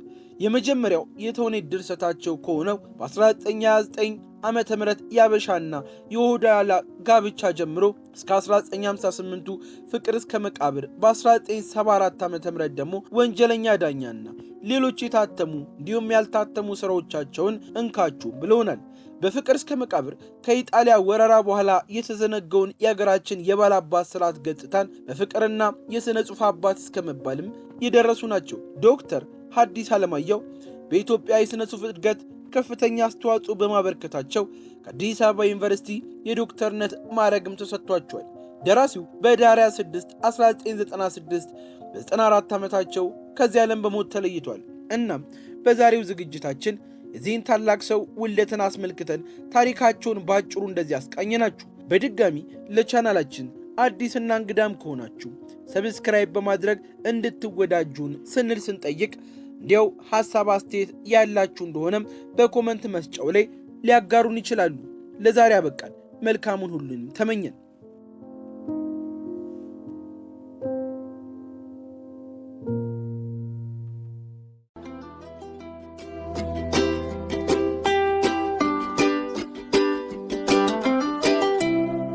ተመልሰን መጣና አድማጮቻችን የሐዲስ ዓለማየሁን የህይወት ታሪክ የተመለከተ ፕሮግራማችንን እንደወደዳችሁት ተስፋ እናደርጋለን። ወደ ሌሎች የሳምንቱን በታሪክ ወሬዎቻችን ስናልፍ ደግሞ በመጀመሪያ የምናገኘው ታዋቂው የአሜሪካ የሚዲያና ኢንተርቴይንመንት ካምፓኒ ዋልት ዲዝኒ የተመሰረተበትን ቀን ነው። በኦክቶበር 16 1923 ዓመተ ምህረት እንደ አውሮፓውያን አቆጣጠር ዋልት ዲዝኒና ወንድሙ ሮይ በሆሊውድ ካሊፎርኒያ የዲዝኒ የወንድማማቾች የካርቱን ስቱዲዮን መሰረቱ። ይህ ስቱዲዮ ከጊዜ በኋላ ዘ ዋልት ዲዝኒ ካምፓኒ በመባል ታወቀ። ዋልት ዲዝኒ ከልጅነቱ ጀምሮ ስዕል የመሳል ተሰጥኦ የነበረው ሰው ነው። ለተለያዩ ህትመቶች ካርቱን ይሰራ የነበረ ሲሆን በካንሳስ ሲቲ በሚገኝ አንድ የፊልም ኩባንያ ውስጥም እየሰራ በሚገኝበት ወቅት ነበር ለአኒሜሽን ወይንም ደግሞ የስዕል ተንቀሳቃሽ ምስል ፍላጎት ያደረበት። የዲዝኒ ወንድማማቾች ስቱዲዮን ከመጀመሩ በፊት ታዲያ ዋልት ላፍ ኦግራም የተባለ ሌላ ስቱዲዮ ነበረው። ነገር ግን በ1923 ዓ.ም ይህ ስቱዲዮ ከስሮ ከገበያ ወጣ። ከዚህ ውድቀት በኋላ ወንድሙ ሮይ ከህመም እያገገመ ወደ ነበረበት ወደ ሎስ አንጀለስ ተዛውሮ ኑሮውን በዛ አደረገ። በሎስ አንጀለስም ዋልት ዲዝኒ አሊስስ ወንደርላንድ የተሰኘ አጭር ፊልም በመሸጥ 6 ተጨማሪ ተመሳሳይ ፊልሞችን ለመስራት ውል አገኘ ማለት ነው። እነዚህን አዲስ ፊልሞች ፕሮዲውስ ለማድረግ ዋልት ዲዝኒና ሮይ የራሳቸውን ስቱዲዮ በመፍጠር ቨርጂኒያ ዴቪሰን የተባለችው የአሊስን ገጸ ባህሪ ቀድሞ በሰራው አሊስስ ወንደርላንድ በሚለው ፊልም ላይ ማለት ነው የአሊስን ገጸ ባህሪ የተጫወተችውንና ሌላ ባለተሰጥኦ የስራ ባልደረባቸውን ኡብ አይወርክስን በሆሊውድ እንዲቀላቀሉ ጋብዟቸው ማለት ነው። ከአሊስ ወንደርላንድስ እና ከኦስዋልድ ዘ ላኪ ራቢት ከተባለው ሌላ የካርቱን ተከታታይ ፊልም ስኬት በኋላ ዋልት ዲዝኒ በጣም ታዋቂ በሆነው ፊልሙ ላይ መስራት ጀመረ ማለት ነው። በ1928 ስቲምቦት ዊሊ በተሰኘው ፊልም ዓለም ሚኪ ማውዝን እንዲተዋወቅ ሆነ። ይህ ገጸ ባህሪ እንግዲህ በፍጥነት በታሪክ ውስጥ በጣም ከሚታወቁ የካርቱን ምስሎች አንዱ መሆን ችሏል። ሚኪ ማውዝ ሲባል አሁን የማያውቀው የለም። በ1928 ነበር ማለት ነው ስቲምቦት ዊሊ በተሰኘው ፊልም ላይ የተሰራው። የሚኪ ማውዝ ካርቱኖች በጣም ተወዳጅ ስለነበሩ ዋልት ዲዝኒ ስቱዲዮ ሙሉ ርዝመት ያላቸው የአኒሜሽን ፊልሞችን መስራት እንደሚችል እንዲያምን ያደረገው ነገር ነበር። በ1934 የመጀመሪያውን የባለሙሉ ርዝመት ፊልሙን መስራት ጀመረ። በጣም ውድና ከባድ ስለነበር ብዙ ሰዎች ይህ መጥፎ ሀሳብ እንደሆነ በማሰብ የዲዝኒ ሞኝነት ወይም ዲዝኒስ ፎሊ ብለው ይጠሩት ነበረ። በዛን ጊዜ እንግዲህ አንድ ሙሉ ርዝመት ያለው የአኒሜሽን ፊልም መስራት ማለት የማይታሰብ ነበር ማለት ነው። ፊልሙ ከተያዘለት በጀት እጅግ አልፎ የነበረ ሲሆን ለማጠናቀቅም ከ300 በላይ አርቲስቶችንና ረዳቶችን ይፈልግ ነበረ። ነገር ግን ስኖ ዋይትና 7ቱ ድንክዬዎች ወይም ደግሞ ስኖ ዋይት ኤንድ ዘ 7 ድዋርፍስ የተሰኘው ፊልም በኖቬምበር 1937 ዓ.ም ለመጀመሪያ ጊዜ ሲታይ እጅግ ትልቅ ስኬት ሆነ ማለት ነው። ይህም ፊልም እንግዲህ ዛሬ ላይ ለምናያቸው ብዙ አኒሜትድ ፊልሞች መሰረትን እየጣለ የመጀመሪያው ሙሉ ርዝማኔ ያለው የካርቱን ፊልም ሆኖ በታሪክ ተመዝግቧል ማለት ነው። ከዚያን ጊዜ ጀምሮ የዋልት ዲዝኒ ካምፓኒ ማደጉን የቀጠለ ሲሆን በርካታ አዲስ ምዕራፍ የከፈቱ የአኒሜሽን ፊልሞችንም አዘጋጅቶ ለተመልካቾች አድርሷል። ከጊዜ በኋላ በዓለም ላይ ካሉ ታላላቅ የመዝናኛ ኩባንያዎች አንዱ መሆን ቻለ። በበርካታ አገሮች የመዝናኛ ፓርኮችን ገንብቷል። ዲዝኒላንድ በመባል የሚታወቁትን ቦታዎች እንግዲህ ብዙዎች ያውቋቸዋል። እንደ ኤቢሲ፣ ኢኤስፒኤን፣ ፒክሳር፣ ማርቨል ስቱዲዮስ እና ሉካስ ፊልም ያሉ ትልልቅ የሚዲያ ኩባንያዎችንም ገዝቷል። በሁለት ወንድማማቾች እንደ ትንሽ የአኒሜሽን ስቱዲዮ የተጀመረው ይህ ተቋም ታዲያ በዓለም ላይ በጣም ታዋቂ ከሆኑ ኩባንያዎች አንዱ ነው። የዲዝኒ የመጀመሪያዎቹ ካርቱኖችና የባለሙሉ ርዝመት ፊልሞች በመዝናኛ ታሪክ ውስጥ በጣም ከሚወደዱና ዘመን የማይሽራቸው ስራዎች መካከልም ተጠቃሽ ናቸው። በሰዋሰው ሳይንስ ኤንድ ቴክኖሎጂ ቻናላችንም እንግዲህ አኒሜሽን ፊልሞች አመጣጥ ወይንም ደግሞ ኢቮሉሽናቸው ምን ይመስላል፣ የቴክኖሎጂው በተለይም ደግሞ እንዴት ነበር የሚሰሩት መጀመሪያ፣ አሁን ላይ ምን ደረሱ የሚለውን በሰፊው የዳሰስንበት አንድ ቪዲዮ አለ። አድማጮች ገብተው ያንን መመልከት እንደሚችሉ በዚህ አጋጣሚ መናገር እንወዳለን። ወደ ሁለተኛው የሳምንቱን በታሪክ ወሬ ሳልፍ ደግሞ አሹ የኡራጓይ የራግቢ ቡድን በአንድስ ተራሮች የተከሰከሰበትን ቀን ኦክቶበር 13 1972 ዓ.ም ይህንን ቀን እናገኛለን። ይህ ቀን እንግዲህ በሰው ልጅ ታሪክ እጅግ አሰቃቂና ከባድ ለመኖር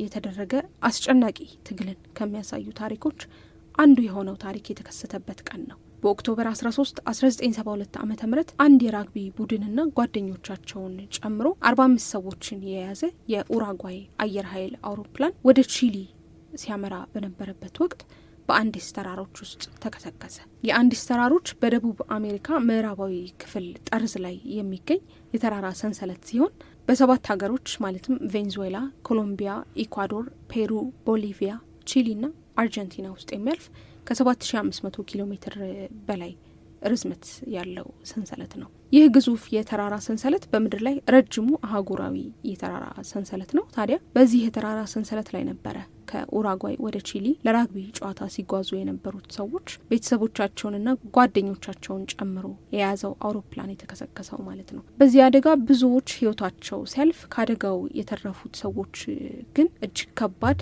ለህይወት አስጊ በሆነ ቅዝቃዜ በበረዶና ከሰው ልጅ እጅግ ርቆ በሚገኘው የተራራ ሰንሰለትና የበረዶ ክምር ተከበው ለወራት ቆይተዋል። ከ2 ወራት በላይ በህይወት ለመቆየት ያደረጉትን እልህ አስጨራሽ ትግል ተስፋ አስቆራጭ በሆኑ ሁኔታዎች ውስጥ ሆነው የወሰኗቸውን ከባድ ለመስማት የሚከብዱ ውሳኔዎች፣ የተጋፈጡትን ፈተናና ያሳለፉትን ስቃይ፣ በመጨረሻም ህይወታቸው ተረፈ ወይስ አልተረፈም የሚለውን በዝርዝር የሚያስረዳን ቪዲዮ ደግሞ በሰዋሰው ፖድካስቶች ኔትወርክ አዘጋጅተን አቀርበናል። እሱን ታዲያ አሁን ቀጥለን ለአድማጮች የምንጋብዝ ይሆናል። አድማጮች ይህንን እልህ አስጨራሽ የሆነ የምትገረሙበትን የምትደነቁበትን የሰው ልጆች ትግል እንድታደምጡ እንጋብዛለን። ትወዱታላችሁ ብለን ተስፋ እናደርጋለን። አብራችሁን ስላላችሁም እጅግ አድርገን እናመሰግናለን። ወደዛው እንለፍና ስንመለስ ቀጣይ የሰዋሰው ቅምሻ ፕሮግራሞቻችንን የምናቀርብላችሁ ይሆናል።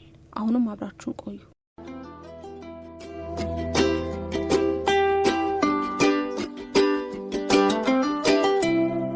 እንደ አውሮፓውያን አቆጣጠር በ2006 ዓ.ም ናንዶ ፓራዶ የተባለ የኡራጋይ ዜግነት ያለው ሰው አንድ ሚራክል ኢን ዘ ኢንድስ የተባለ ተአምር በሚመስሉ ክስተቶች የተሞላ መጽሐፍ ጽፎ አሳተመ። ለሰሚ ግራ በሚያጋባ ተአምር ነው እንጂ ሌላ ምን ይሆናል የሚያስተኝ ታሪክ በመጽሐፉም ተጽፏል።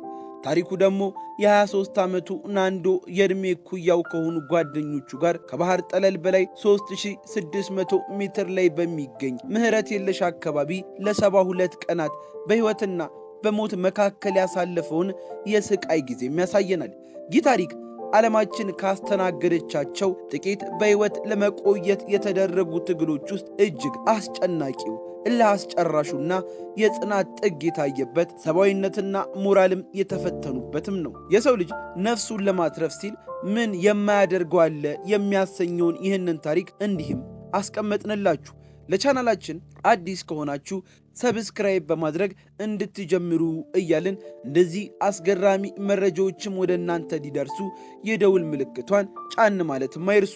ጊዜው በፈረንጆቹ አቆጣጠር ኦክቶበር 12 1972 ዓመተ ምህረትም ነው። የኡራጋይ ኤርፎርስ ፌድ ቻይልድ የተባለው አውሮፕላንም 45 ሰዎችን ይዞ ከኡራጋይ ዋና ከተማ ሞንቲቪዲዮ ወደ ሳንቲያጎ ቺሌ ለመጓዝም ተነሳ።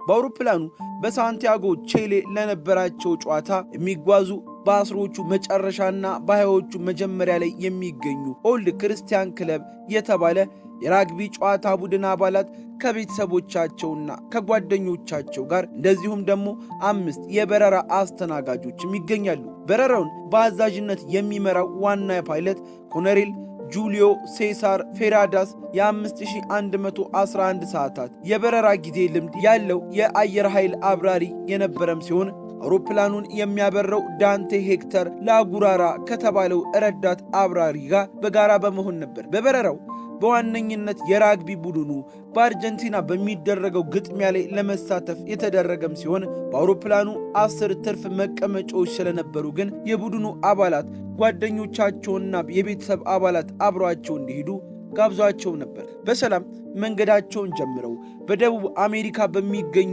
የአንዲስ ተራራ አካባቢ የደረሱት እነዚህ የራግቢ ቡድን አባላት ግን በመጥፎ የአየር ሁኔታ ጉዟቸው ተስተጓጉሎባቸው እንዳሰቡት ሳይሆን ቀርቶ በአርጀንቲና ሜንዶዛ እንዲያርፉም ተገደዱ። በተራሮች የነበረው ወጀብ ይረጋጋል በሚል አንድ ቀን በአርጀንቲና አድረው በኦክቶበር 13 ወደ ቺሌ የነበረባቸውን ጉዞ ለመቀጠልም ተነሱ። በኦክቶበር 13 የነበረው የአየር ሁኔታ ግን በረራው ላይ አሉታዊ ተጽዕኖንም አሳድሯል።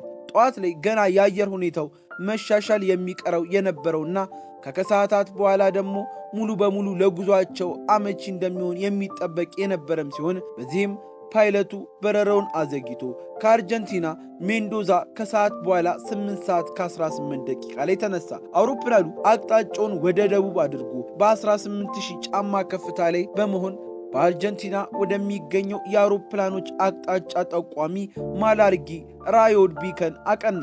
ዋናው ፓይለት ፌራደስ ከዚህ ቀደም በአንዲስ ተራሮች ላይ 29 ጊዜ በረራዎችንም አድርጓል። በዚህ በረራ ደግሞ ዋና የአውሮፕላኑ መቆጣጠሪያ ላይ የነበረውን ረዳት አብራሪ ላጉራራን እያሰለጠነ የነበረም ሲሆን ከአንዲስ በላይ ሆነው በመብረር ላይ ሳሉ ግን የአንዲስ ተራሮች በደመና ሸፍነው የነበሩ በመሆናቸው በረራውን አስቸጋሪ አድርጎት ነበር። 9 ሰዓት ከ21 ደቂቃ ሲሆን ረዳት አብራሪው ላጉራራ ለአየር ትራፊክ ተቆጣጣሪዎች ከ1 ደቂቃ በኋላ ቼሌ እንደሚደርስ አሳወቃቸው። አንዳንዶች ላጉራራ የተሳሳተ ስሌት ተጠቅሞ ቼሌ የሚደርስበትን ሰዓት እንደተሳሳተ የሚናገሩ ሲሆን ረዳት አብራሪው ላጉራራ ግን ግምቱን ያስቀመጠው በሬዲዮ ሲግናሎች ላይ ተመርኩዞም ነበር። አውሮፕላኑ ቼሌ ለመግባት የሚቀረው ትክክለኛ ሰዓት 11 ደቂቃዎች የነበረም ሲሆን በስህተት ለማረፍ እንደተቃረበ አስቦ በዝቅታ መጓዝ በመጀመሩ ችግር አጋጠመው። የአንዲስ ተራሮች ካቋረጡ በኋላ በዝቅታ ወርዶ መብረር የነበረባቸው ካፒቴኑና ረዳት አብራሪው ገና በተራሮቹ መሃል ሳሉ በዝቅታ መብረር በመጀመራቸው ከፊት ለፊታቸው ካሉ ተራሮች ጋር መላተም ዕጣ ፈንታቸው ሆነ። አብራሪዎቹ አውሮፕላኑን ከፍ ለማድረግና ከግጭት ለመትረፍ ቢሞክሩም እጅግ ዘግይተውም ነበር። አውሮፕላኑ ከተራሮቹ መሃልም ወደቀ። ከተራሮቹ ጋር ከነበሩት ተደጋጋሚ ግጭቶች የተረፈው የአውሮፕላን አካልም በበረዶ ላይ ተንሸራቶ በማረፍ ከባህር ጠለል በላይ 3600 ጫማ ላይ በሚገኝ በዓለማችን ካሉ እጅግ አስፈሪ ለሕይወት አስጊ ከሆኑ ቦታዎች አንዱ በሆነ ቦታ ናንዱን በሕይወት የተረፉ የቡድኑን አባላት አስቀራቸው። በሕይወት የቀሩት ተጓዦችም እጅግ ከባድ ሁኔታ ላይ ወደቁ። ለመተንፈስ እጅግ አስቸጋሪ፣ ቅዝቃዜው ደግሞ ይሄ ነው ተብሎ ለመግለጽ የሚያስቸግር ቦታ የነበረም ሲሆን አንዳንድ ተጓዦች ላይ የደረሰው ጉዳት ደግሞ እጅግ ከበድ ያለም ነበር። እምብዛም ጉዳት ያልገጠማቸው ሰዎች ከባድ ጉዳት ውስጥ የነበሩትን ሰዎች ማገዝም ጀመሩ። አንዳንዶች አጥንታቸው ተሰብሮ፣ ሌሎች ደግሞ በማይታይ የውስጥ ጉዳት ለሞት ተቃርበው የነበረም ሲሆን ከባለ ታሪኮቹ አንዱ የሆነውና ሚራክል ኢን ዘ ኢንድስ የተባለው መጽሐፍ ጻፊ ናንዶ ደግሞ ራሱን ስቶም ነበር። በአውሮፕላን ውስጥ ከነበሩት 45 ተጓዦች ካፒቴኑን ጨምሮ 12 ሰዎች ወዲያውኑ ሕይወታቸው አልፎ አንዳንዶቹ ደግሞ በቀረው የአውሮፕላን ክፍል ውስጥ ሕይወታቸው አልፈው የተገኙም ሲሆን ሌሎች ደግሞ ከነወንበራቸው በበረዶው ውስጥ ተቀብረው የሞቱም ነበር። እጅግ ዘግናኝ የነበረው የአካባቢው ቅዝቃዜ አደጋው በደረሰበት የመጀመሪያው ቀን ኔጌቲቭ 22 ዲግሪ ፋራናይት ይደርስም ነበር። ይህንን ቅዝቃዜ መቋቋም ያልቻለ ሰውነታቸውን ለማሳረፍ ናንዶና ሌሎች የቡድኑ አባላት ወደ አውሮፕላኑ ቅሪት ውስጥ በመግባት ቅዝቃዜ የሚገባባቸውን ክፍተቶች በሻንጣዎቻቸው ለመድፈን ሞከሩ። እነ ናንዶ የሕይወት አድን ሰራተኞች ደርሰው ከአደጋ እንደሚያተርፏቸው በመጠበቅ በዛ አስቸጋሪ ቦታ የሚያሳልፉት ቀን የአደጋ ቀን ብቻ እንደሚሆን አስበው ነበር። ነገር ግን ይህ ስህተት ነበር። ነጭ ቀለም ያለው አውሮፕላን ሊያውም ከግማሽ አካሉ ከላይ ተቆርጦና አንሶ ላይን የሚያጭበረብር ነጭ በረዶ በተሞሉ ተራሮች መሃል ለይቶ መመልከት በአውሮፕላን ወይንም በሄሊኮፕተር ከላይ ለሚያስሱ የሕይወት አድን ሰራተኞች የማይታሰብ ነበር። ገና በመጀመሪያው ቀን ከባድ ጉዳት ከደረሰባቸው ሰዎች ውስጥ 5ቱ ሕይወታቸው አለፈ። በቼሌ ከእንግሊዙ ራግቢ ቡድን ኦልድ ቦይስ ክለብ ጋር ለሚያደርጉት ግጥሚያ ያደረጉት ጉዞ ላይ ጓደኞቻቸውና ቤተሰቦቻቸውን ይዘው ከሄዱት ውስጥ አንዱ የነበረው ናንዶ እናቱና ታናሽ እህቱ አብረውት እንዲሄዱ አድርጎ የነበረም ሲሆን በሚያሳዝን ሁኔታ ግን የናንዶ እናት ሕይወቱ ያሳልፍ፣ ታናሽ እህቱ ደግሞ ከባድ ጉዳት ደርሶባት ነበር። በወቅቱ ራሱን ስቶ ኮማ ውስጥ የነበረውና ከተረፈ በሕይወቱ እጅግ የሚጸጸትበትን እህቱንና እናቱን ይዞ መሄድ የሚል ውሳኔን እንደወሰነ ያላወቀው ናንዶ ለ3 ቀናት ያህል ሳይነቃም ቆይቶ ነበር። አደጋው በዚህ መልኩ ሁለተኛ ቀኑን ያዘ። ለአደጋው መነሻ የሆነው መረጃ የሰጠው ረዳት ፓይለትም ከባድ ጉዳት ደርሶበትና በላዩ ላይ ዕቃ ተደርምሶበት የነበረም ሲሆን ከነበረበት ስቃይ ለመገላገል በአቅራቢያው የነበሩትን ጠርቶ ሽጉጥ ይዛችሁ ከሆነ እባካችሁ ግደሉኝ እስከ ማለትም ደርሶ ነበር። ምንም እንኳን ጥያቄውን ተቀብለው ሕይወቱን ባያጠፉትና ከስቃዩ ባይገላግሉትም እሱ ግን በደረሰበት እጅግ ከባድ ጉዳት ምክንያት ብዙም ሳይቆይ ሕይወቱ አልፏል። እጅግ ቅዝቃዜ ባለበት ሁኔታ ውስጥ ስንሆን የሰው ልጅ አካል ብዙ ካሎሪን የሚያቃጥል ሲሆን በሰውነት ውስጥ የሚገኘው ኢነርጂም በእጅጉ ይመነምናል። በዚህም ከወትሮ በተለየ የረሃብ ስሜት የሚሰማን ሲሆን ይህ የሚረባ ምግብ ላልያዙት ለነ ናንዶ መጥፎም ዜና ነበር። የያዟቸውን ሻንጣዎች እያራገፉ ጥቂትም ብትሆን ምግብ ፍለጋ የያዙት ናንዶና ጓደኞቹ ያገኙትን ነገር ቢኖር በርካታ ሲጋራዎች፣ ከረሜላና ወይን የመሳሰሉ አንጀት ጠብ የማይሉ ምግቦችም ነበሩ። መችና እንዴት ከዛ አስፈሪ አስጊ ሁኔታ እንደሚወጡ የማያውቁት እነዚህ ሰዎች ሞት የሰማይ ያህል ርቋቸው የሚበሉት የሚጠጡት እንኳን ሳይኖራቸው ቀናትን አሳለፉ። ትንሽ ቀን ከሚያሳጥረው የአካባቢው አየር ጋር ግብ ግብ ገጥመው ቶሎ ቶሎ የሚተነፍሱት እነናንዶ የውሃ ጥማቸው እየበረታ መጣ። ከምግቡ ላይ ውሃ አሳሳቢ ነበርና ትንሽ እንኳን ጥማችንን ጋብ ቢያደርገው ብለው የደረቀ አፋቸውን ቀዝቃዛ በረዶ ማድረግ ቢጀምሩም ይህ ግን የሚበጃ ሐሳብ አልነበረም። በቅዝቃዜ እየሞተ የነበረ አካላቸው ላይ ጭራሽ በረዶ አድርገውበት በሰውነታቸው የነበረው ሙቀት እየቀነሰ መጣ። ኃይላቸውም እየተዳከመ እየሳሳም ሄደባቸው። ችግር ብልሃትን ያስተምራልና አንድም ሁለትም ሳይሆን እልፍ ችግሮች ውስጥ የተዋጡት ናንዶና ጓደኞቻቸው ለውሃ ጥም መፍትሄ ብለው ያሰቡት በረዶን በቃ አድርጎ በማቅለጥ መጠጣትን አሰቡ። በባዶ የወይን ጠርሙሶች ውስጥ ውሃ አድርገው እየጠጡ ቀናቸውን ቢገፉም ከመካከላቸው ከስር ከስር ሰዎች መሞታቸው ግን አልቀሩም። በ10ኛው ቀን የሞት ሽረት ትግል ውስጥ የነበረችው የናንዶ ታናሽ እህት ሕይወቷ ማለፉን ማወቁ። ናንዶ ይህንን ሲያስታውስ እንቅልፌን ተኝቼ ስነቃ ራሴን ሲኦል ውስጥ አገኘሁት ሲልም ይገልጿል። ነገር ግን ከዚህ በላይ የሚያስደነግጥና ልብን የሚያሸብር ነገር ተፈጠረ። በአውሮፕላኑ ስብርባሪ ውስጥ ባገኙት ትንሽዬ ሬዲዮ ለማመን የቸገራቸው ዜና ሰሙ። እነሱን በተመለከተ ይደረግ የነበረው የፍለጋ እንቅስቃሴ መገኘት ባለመቻላቸው እንደ ቆመም ተረዱ። ከዚህ በላይ ምን ወሽመጥ የሚቆርጥ ነገር ይኖራል?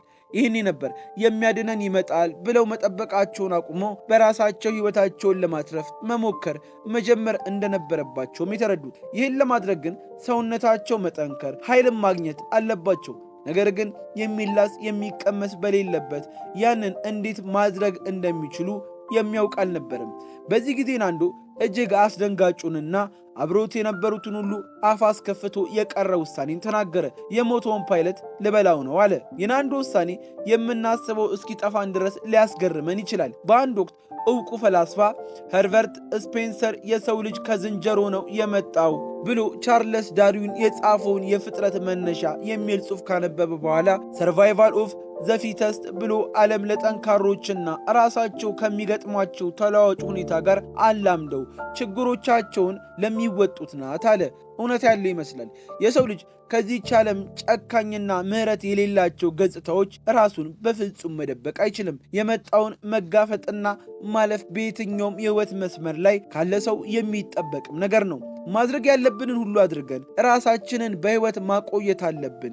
ነገር ግን ማድረግ ያለብንን ሁሉ ስንል ምን ድረስ መሆን አለበት? ሰብአዊነት፣ ሞራልና እምነት ልክና ስህተት የሆነውን ነገር እንድንረዳ ከማድረጋቸውም በላይ ቅድሚያ ለራሳችን የማንሰጥባቸውን ሁኔታዎች ያስቀምጡልናል። ነፍሳችንን ግን እንወዳለን። ልናጣት ያልን ጊዜ ደግሞ ይህ ተፈጥሯችን ገዝፎ ሰብአዊነታችንን ይፈታተንብናል። በናንዶም ላይ የሆነው ይኸው ነው። ጓደኞቹ የሰሙትን ማመን አልቻሉም። ነገር ግን ከነበሩ ሰዎች አንዳንዶቹ ተመሳሳይ ሐሳብ እያሰቡ እንደነበረና በናንዶ ሐሳብም እንደሚስማሙም ገለጹ። ምንም እንስሳ ሆነ ተክል በሌለበት ቦታ ሰብአዊነታቸውን የተፈታተነውን ይህን ውሳኔ መወሰን የግድ ሆነባቸው። ያንን ካላደረጉ ዕጣ ፋንታቸው ሞት እንደሆነ የተረዱት እነዚህ ሰዎችም ድርጊታቸውን በፍጹም እንደ ስህተትም አላዩትም። በዚህ ሰዓት በሕይወት የነበሩት 27 ሰዎች ነበሩ።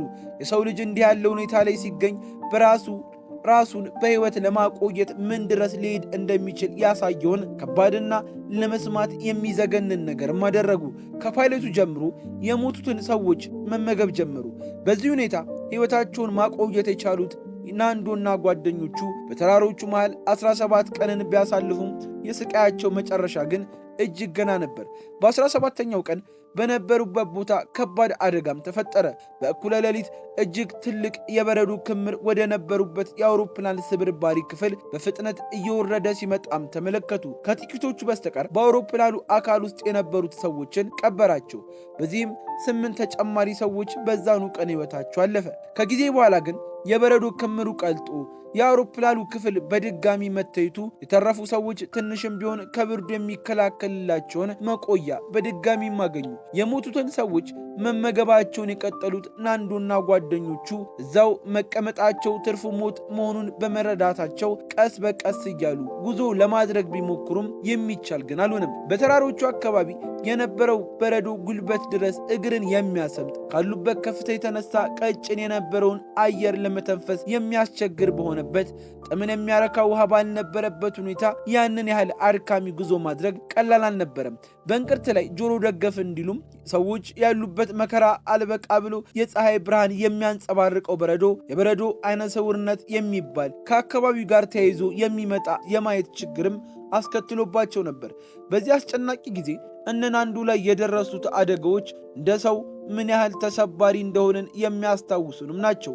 ናንዶና ጓደኞቹ ከባድ ከሆነው ከበረዶ ላይ ተንጸባርቆ ከሚመጣው ብርሃን አይናቸውን በመጠኑም ቢሆን ለመከላከል በአውሮፕላን ስብርባሪ ካገኟቸው ቁሳቁሶች መነጽር መሰል ነገር በመስራት አይኖቻቸውን ለመሸፈን ሞከሩ። ይህንንም አድርገው የማይደፈረውን ለመድፈር ወደ ቺሊ የእግር ጉዞን ለማድረግ ወሰኑ።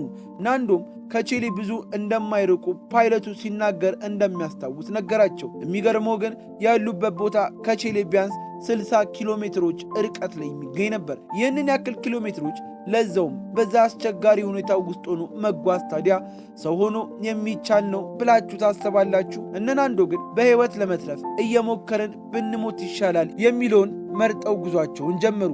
የሕይወት ሩቡን እንኳን ያልኖሩት ገና በአስሮዎቹና በሃያዎቹ መጀመሪያ ዕድሜ ላይ የሚገኙት ናንዶና ጓደኞቹ ብዙ ችግሮችን እያሳለፉ ሰዎች የማይደፍሯቸውን ከባድ ውሳኔዎች የደፈሩም ናቸው።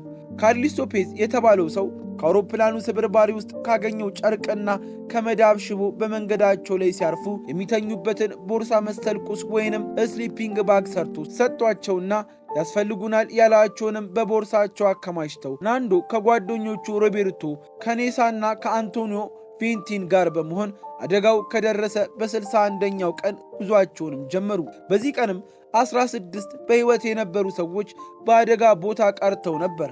ናንዶና ጓደኞቹ የመጀመሪያውን ተራራ ለማለፍ 3 ቀናት ፈጅቶባቸው የነበረም ሲሆን ምንም እንኳን አንዱን ተራራ ጨርሰን ስላልፍ አረንጓዴና ነፈስ ያለው ፍጡር ያሉባቸውን ቦታዎች እናያለን ብለው ጠብቀው የነበረ ቢሆንም ከተራራው ጀርባ ያገኟቸው ግን ሌሎች ተራሮችም ነበሩ። ይህን ጊዜ ነበር በጉዞ ከነበሩት አንዱ አንቶኒዮ ቪቲን የያዘው ምግብ አይበቃንም ብሎ ወደ ኋላ ለመመለስ የወሰነው። ናንዶና ሮቤርቶ ደግሞ እንደምንሞት እናውቃለን፣ ነገር ግን ለመትረፍ እየሞከርን እንሙት በማለት ጉዟቸውን ቀጠሉ።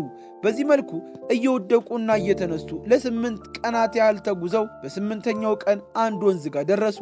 ከበረዶ ክምር ስርም አረንጓዴ ተክሎች መመልከት ጀምረው ተስፋን ያገኙት ናንዶና ሮቤርቶ ልባቸውን የሚያሳርፍ ነገር ከወንዙ ማዶ ተመለከቱ። ከወንዙ ባሻገር አንድ ሰውም አዩ። ያ ሰው መልሶም ያያቸው ሲሆን ወንዙን ተሻግረው ሊያገኙት ግን ባለመቻላቸው እዛው ባሉበት ሌሊቱን ለማሳለፍ ወሰኑ። በነጋታው ያ ሰው ተመልሶ የመጣ ሲሆን ወረቀትና እስክሪብቶ ይዞ በመምጣት እነማን እንዲሆኑ እንዲጽፉለት በወረቀትና እስክሪብቶ ከድንጋይ ጋር በማሰር ወረወረላቸው። ናንዶም ሞቷል ተብለው ፍለጋቸው የተቋረጠ ከአውሮፕላን አደጋ የተረፉ ሰዎች እንደሆኑ ጽፎም መለሰለት። ምግብ እንደሌላቸው ከዚህ በላይ መራመድ እንደማይችሉና ሌሎች እየሞቱ ያሉ ጓደኞቻቸው በተራሮቹ መሃል እንደሚገኙም ጻፈለት። ይህ ሰው ሰርጂዮ ካታላን የሚባል የቺሊ ገበሬ የነበረ ሲሆን ምንም እንኳን እሱም ከከተማ እጅግ ርቆ የሚገኝ ቢሆን ከ10 በላይ ለሚሆኑ ሰዓታት በፈጀ በፈረስ ተጉዞ እርዳታና የሕይወት አድን ሰራተኞችን ይዞ በመምጣት በዲሴምበር 20 1972 ዓ.ም የመጀመሪያው የነፍስ አድን ሥራ ተካሂዶ በሕይወት የተረፉትን ሰዎች ማጓጓዝ ተጀመረ። በቀጣዩ ቀንም የቀሩትን ሰዎች በመውሰድ ይህ በታሪክ የማይረሳ የሆነውን ክስተት መቋጫም አገኘ። በዚህ ክስተት ዓለም ያየው ሰው ነፍሱን ለማትረፍ የሚሄደው ርቀት ግን ሁሌም ከሰዎች ልብ ውስጥ የማይጠፋና ጉድ እስከ ወዲያኛው እያሰኘ ሲያስደንቅ የሚኖር ነው። ገና በለጋ ዕድሜው ስቃይና መከራን ጥግ የቀመሰው የአሁኑ የ75 ዓመቱ ናንዶም ሚራክል ኢን ዘ ኢንድስ በተባለው መጽሐፉ ላይ በእያንዳንዷ ቅጽበት ሲሰማ የነበረውን ጥልቅ ስሜት ይተርካል። እንድታነቡትም እንጋብዛለን። ሰላም ቆዩ።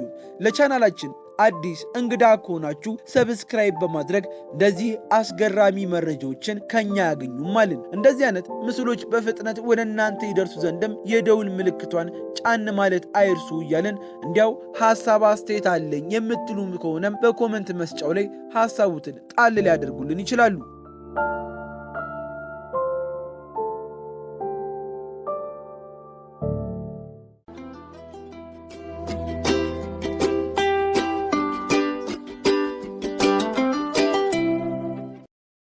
ተመልሰን መተናል አድማጮቻችን። የሰዋሰው ቅምሻ ፕሮግራማችን እንደቀጠለ ነው። በአንድ ተራሮች የተከሰተውን የአውሮፕላን መከስከስ ከዛም ተከትሎ በህይወት የቆዩት ሰዎች ለመኖር ያደረጉትን ትግል የሚያስመለክተውን የሰማችሁበትን ፕሮግራም ሰምተን ነው የተመለስ ነው። አሁን በመጨረሻ ደግሞ የምናልፈው ወደ ድንቃ ድንቅ ፕሮግራማችን ነው። በድንቃ ድንቅ አሹ እንደተለመደው የሚያስደንቀን ነገር ይዞ መጥቷል ብዬ አስባለሁ። አሹ የዛሬው ጉዳያችን እንግዲህ ለአሰሪዎች እንደዚሁም ደግሞ ለሰራተኞችም ለአሰሪዎች መልእክት እንደዚህ ብታደርጉላቸው ሰራተኞቻችሁ ድርጅቶቻችሁን የት እንደሚያደርሱት የሚያስብል ለሰራተኞች ደግሞ መነቃቃትን የሚፈጥር አይነት ጉዳይ ነው። ሀኒቾ እንግዲህ የደሞዝ ክፍያን የማይረሳ ክስተት አድርጎ የቀየረ የቻይና ኩባንያ ነው። ይህ ኩባንያ እንግዲህ ሄናን ማይኒንግ ክሬን ይባላል። ሁልጊዜም እንደተለመደው ደሞዝ በባንክ በእጅም ይሁን ወረሽን ጠብቀሽ የምታገኙ ሰራተኛውን በተመደበለት የደሞዝ ስኬል መሰረት የሚከፈለው አይነት አገልግሎት ይሰጣል ድርጅቱም ደግሞ ወሩ መጨረሻ ላይ ክፍያን ይከፍሏል። እንደዛ ነው ሁሉም ሰው የሚያውቀው ስርዓትና በአንደኛው ወር ግን እንደዛ አላደረገም። ይህ ኩባንያ እንግዲህ ኩባንያ የሰራተኞችን ደሞዝ የአመት ቦነስ ክፍያን ወደ ልዩና አስደሳች ክስተት ነው የለወጠላቸው። ከወትሮ የባንክ ዝውውር በተለየ ኩባንያው 11 ሚሊዮን ዩሮ የሚገመት ጥሬ ገንዘብ በ70 ሜትር ርዝመት ባለው ጠረጴዛ ላይ ያከማቻል። ከዛም ሰራተኞቹ ባገኙት 15 ደቂቃ ውስጥ የቻሉትን ያህል ቆጥረው እንዲወስዱ ፈቅዶላቸዋል። ቆጥረው እንዲወስዱ ማወቅ አለባቸው መጨረሻ ላይ ምን ያክል እንደሰበሰቡ። በቃ 15 ደቂቃ ሰጥቷል። በዛው ውስጥ ሰብስበው መውሰድ አለባቸው። እሱ ይቀላል እኮ። እንግዲህ ሰራተኞች በቡድን በመሆን በተወካዮቻቸው ዙሪያ ተሰብስበው ተወካዮቹን በፍጥነት ሁሉም ሳይሆን ቡድን ያሰራችሁ ከዛ ተወካይ እንደሄዶ እንግዲህ ተወካዮቹን በፍጥነት ገንዘቡን ለመቁጠር ለመሰብሰብ ሲሮጡ በጩኸት እያበረታቷቸውም ነበረ ቪዲዮን የሚያሳየው ማለት ነው። እንግዲህ በዚህ ሂደት ውስጥ አንዳንዶች ከፍተኛ መጠን ያለው ገንዘብ ለመሰብሰብ የቻሉ ሲሆን ሌሎች ደግሞ በውጥረቱ የተነሳ ደንግጠው ሲርበተበቱ ምናምን የሚያደርጉ ሲጠፋቸው ምናምን ተመልክቷል። እንግዲህ ይህ ያልተለመደ የክፍያ ስርዓት እንግዲህ በፍጥነት በዓለም ዙሪያ ተሰራጭቶ ብዙዎችን ጉድ አስብሏል። አረለኛም የሚሉ ብዙ ሰራተኞችም እንዲፈጠሩ ያደረገበት ጉዳይ ነው። የማህበራዊ ሚዲያ ተጠቃሚዎች እንግዲህ ይህንን ክስተት እጅግ በጣም በተለያየ አይነት አንግል የተመለከቱት። አንዳንዶች ሰዎች ኩባንያውን ብልህነትና የሰራተኞች ሞራልን ከፍ የማድረግ ስልት ነው ሲሉ ሲያደንቁ ታይቷል። ሌሎች ደግሞ ትኩረትን ለመሳብ የተደረገ ትርኢት ነው በማለትም ደግሞ ጉዳዩን ተችተውታል። አጠቃላይ ግን የኩባንያ ከፍተኛ የሆነ አስደሳች ሽልማትን ለሰራተኞቹ አቅርቦላቸው እንግዲህ መቼም የማይረሳ የደሞዝ አከፋፈል ሂደትን የተከተለበት ጊዜን ተጠቅሟልና ብዙዎች እንግዲህ አሁን ወደ አሰሪዎቻቸው ወደ ተቋማቸው ሄደው እስኪ ለኛም ከዚህ ተሞክሮ እስቲ ተማሩ የሚሉ ይመስለኛል። እና ባሳለፍነው ሳምንት ከተሰሙ እጅግ አስገራሚ ጉዳዮች መካከል አንደኛው ይሄ ነው። አንቺ እጅግ የሚያስገርም ነገር ነው አሹዬ። ወደኛም ይምጣልን ያልከው ወደኛም ቢመጣልን እጅግ በጣም ጥሩ ነው። አድማጮቻችን እናንተስ ምን ትላላችሁ? በዚህ ሳምንት ከተሰሙ ጉዳዮች መካከል ካስገረሙኝ ጉዳዮች መካከል አንደኛው ይሄ ነው። በሰዋሰው ቅምሻችን እንደተለመደው ከመዝናኛ ወሬ ጀመርን። ማሳረጊያችንን ደግሞ የድንቃ ድንቅ ወሬ አድርገን አድማጮቻችን በዚህ ሳምንት የያዘናቸው ፕሮግራሞችን እዚህ ላይ እናሳርጋለን። እስካሁን ድረስ ስናስተናግዳችሁ የቆየው ነው እኔ አሸናፊ ሰለሞን፣ ሀና አባይነህ እንደዚሁም በቴክኒኩ በኩል ያሉ በጣም ብዙ ከጀርባ ያሉ ሰራተኞች አሉ። እነሱንም እጅግ አድርገን እናመሰግናችኋለን። እያደመጣችሁን ስለነበረ አብራችሁን ስለቆያችሁም እጅግ አድርገን እናመሰግናለን። በሰዋሰው ቅምሻ ላይ የሚተላለፉ ሙዚቃዎች ከሰዋሰው መልቲሚዲያ የተገኙ ናቸውና የሰዋሰው መልቲሚዲያን የዩቲዩብ ቻናል ሰብስክራይብ በማድረግ እንደዚሁም ደግሞ መተግበሪያውን ከአፕ ስቶርና ከፕሌይ ስቶር ላይ በመውረድ ከዓለም የተገኙ ጣዕም ያላቸው ሙዚቃዎችን ማድመጥ ትችላላችሁ። በዚያውም የሰዋሰው ፖድካስት ኔትወርክ የዩቲዩብ ቻናልን ሰብስክራይብ በማድረግ ሁልጊዜም በሰዋሰው ቅምሻ የምናነሳሳላችሁን የምንወራቸውን ጉዳዮች በቪዲዮ ቆንጆ ተደርገው ተሰርተው ይቀርባሉና እነሱን እንድትመለከቷቸው ጭምር በዚሁ ለመጋበዝ እንወዳለን። የሳምንት ሰው ይበለን። ሳምንት ደግሞ እንገናኛለን። መልካሙን ሁሉ ተመኘን።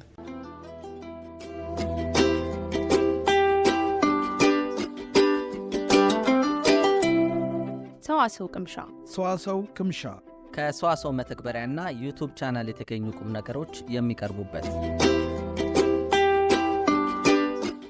ሰዋሰው ቅምሻ ሰዋሰው ቅምሻ ዘወትር እሁድ በዚህ ሰዓት